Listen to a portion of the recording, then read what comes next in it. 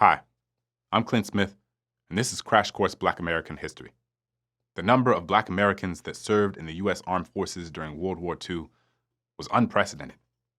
And yet, the patriotism that so many Black people demonstrated through their service didn't protect them from racism. The armed forces remained segregated in World War II, and Black soldiers and their women's auxiliary units were regularly disregarded and mistreated.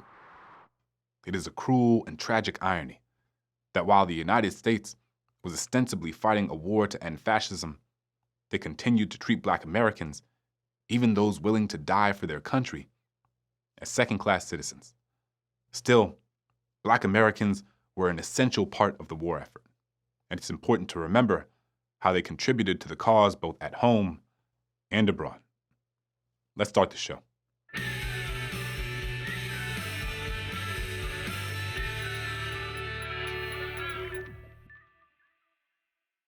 In 1940, there were less than 10,000 Black members of the U.S. Armed Forces, but by the end of the war, that figure had risen to 1.2 million, and over 2.5 million had registered for the draft. Still, despite this rapid growth, segregation limited the nature of the duties Black soldiers were assigned to, and restricted the possibility for upward mobility. Despite all that they had done for the American military in previous wars, many still considered Black soldiers to be too cowardly to fight, too inept to execute military strategy, and too unfit to lead others. Black and white military personnel had been divided into separate units since the Civil War, and during World War II, they continued to be kept in separate facilities. There were segregated sleeping quarters, transportation, canteens, and even church services. Black women also experienced segregation and discrimination in the auxiliary care units that were designed for women who wished to serve as nurses and cooks during the war. World War II arrived in an era when gender roles were finally beginning to change. Following the Great Depression of the 1930s, many women entered the workforce because they needed more money to provide for themselves and their families. And the call to join the war effort brought even more women into the labor force.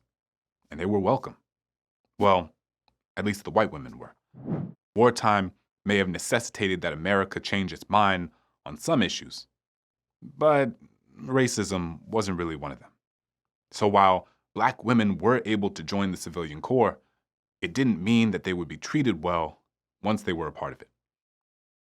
There were organizations designed for each branch of the military that promised career opportunities for women who joined the war effort, including the Women's Army Corps, Women Accepted for Volunteer Emergency Services, and Women's Air Force Service Pilots. While many white women could expect to receive medical training, earn leadership roles, or in the case of the Air Force, even operate aircrafts, Black women who joined were largely relegated to menial labor. For example, at Fort Devens, a military base in Boston, Massachusetts, Black women who were part of the Army Corps were promised training as medical technicians, but were instead relegated to positions as hospital orderlies. Despite these limitations, Black women distinguished themselves in service. Prior to an intervention by Eleanor Roosevelt, Black women in the Women's Army Corps, or WACs, were not stationed overseas. The first group of Black WACs arrived in Europe in February 1945. This was the 688th Central Postal Directory Battalion. The first huge assignment given to those 855 women, you ask? The mailroom. When these WACs arrived, they found a system backlogged and a building stacked to the ceiling with mail. There was also a room filled with gifts, food, and rodents. Charity Adams, one of only 2 Black women promoted to major during World War II, was commander of the unit. By dividing women into 3 8-hour shifts and sorting more than 65,000 pieces of mail during each shift, the unit was able to clear these rooms in less than 3 months. Over the course of the war effort, Black American women suffered mistreatment from all kinds of people: white, Black, men, and women.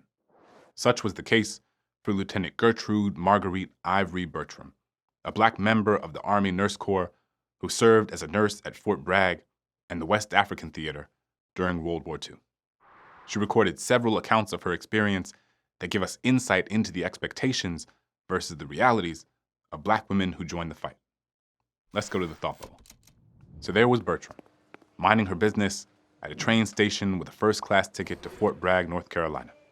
At the time, Fort Bragg was one of few bases that accepted black nurses. She was traveling under government orders and was legitimately excited about her first-class trip until a black Pullman porter started causing a scene. A Pullman porter was sort of like a flight attendant, but for trains. See, when she booked the ticket, no one asked her what her race was. Then, when she arrived and produced her ticket, it immediately became a problem. The porter told her that she was causing trouble and said to her face, "Girl, you are out of your place."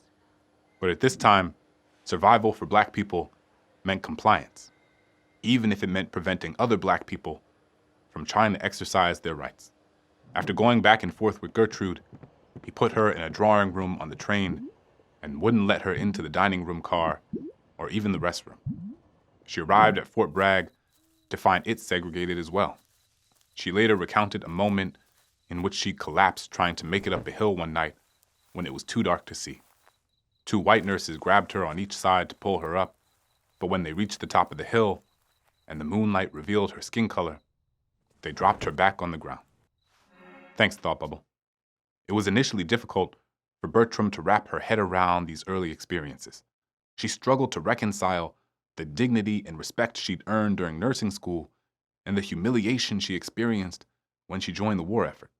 She understood that the white women who helped her could have been ostracized by others for helping her, and she also understood that the Pullman porter could have lost his job for allowing her to sit in first class. But who was there to have empathy for her? Bertram's experiences highlight only a fraction of what black men and women went through during the war. Still, they offer a picture of how truly extraordinary it was for those who were able to excel amid incessant discrimination. All black or predominantly black units, like the 320th Anti-Aircraft Barrage Balloon Battalion or the 761st Tank Battalion, became shining emblems of black resilience and triumph. These battalions bulldozed their way through the hate in Europe from both their adversaries and their allies, and emerged as formidable and honorable soldiers. The only all-black divisions to fight in both World War I and World War II were the 92nd Infantry Division and the 370th Infantry Regiment.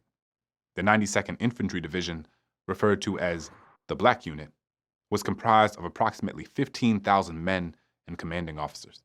The 370th Infantry Regiment was called the Black Devils and had the coveted distinction of being the only black regiment to have all black officers.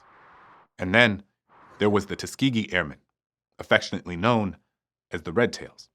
They got their nickname when they became members of the 332nd Fighter Group. These pilots flew P-51 Mustangs to escort bomber pilots into enemy territory. The airmen's highly lauded performances stood out and contributed to a growing sense that black people should be fully integrated members of the U.S. Armed Forces. This group was formed in 1941 and it was based in Tuskegee, Alabama. After extensive training on the local Army airfield, college students who matriculated through this program became the first black military aviators in the U.S. Army Air Corps, which would later become the Air Force. Besides pilots, the program also produced navigators, bombardiers, aircraft mechanics, and more. During their time of service, these men flew more than 15,000 missions in Europe and North Africa during World War II. By the war's end, they'd earned more than 150 distinguished flying crosses. While these remarkable black contributions on the war front were an important step to post-war military integration, there was still a lot more work to be done on the home front. Seasoned labor organizer and socialist A. Philip Randolph proposed a March on Washington in 1941 that would change the entire trajectory of treatment of African Americans.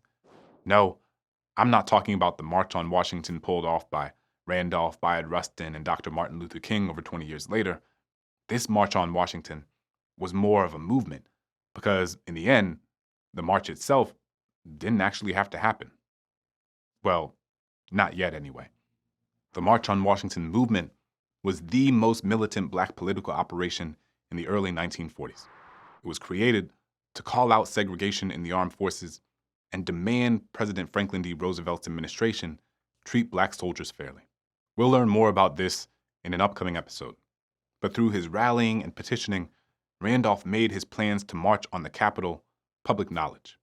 As plans for the march raised concerns for race relations, it caught President Roosevelt's attention.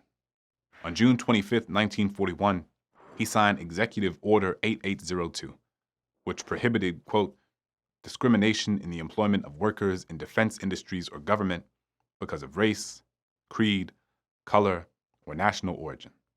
The Roosevelt administration also brought forth the Fair Employment Practices Commission to address workplace discrimination.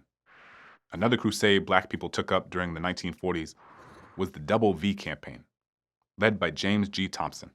This newspaper marketing campaign was meant to remind Americans that while there was fighting against fascism going on abroad, there was a lot of work to do in the fight against racism here at home.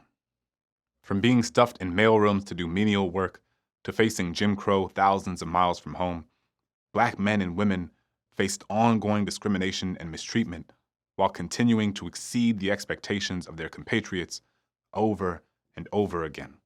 Take the Tuskegee Airmen, for example.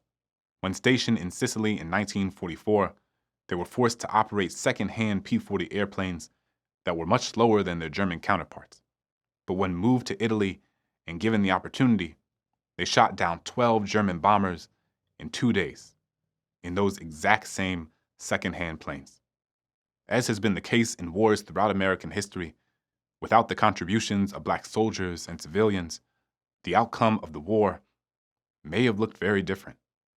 It's important that we always take the time to acknowledge the ways black folks have always fought for a country that doesn't always fight for them, and the way they did it with bravery, dignity, and respect. Thanks for watching. I'll see you next time. Crash Course is made with the help of all these nice people, and our animation team is Thought Cafe. Crash Course is possible with the help of all the people who bought the 2021 Crash Course Learner Coin and by all our patrons on Patreon. Thank you to all our patrons and supporters for making Crash Course possible.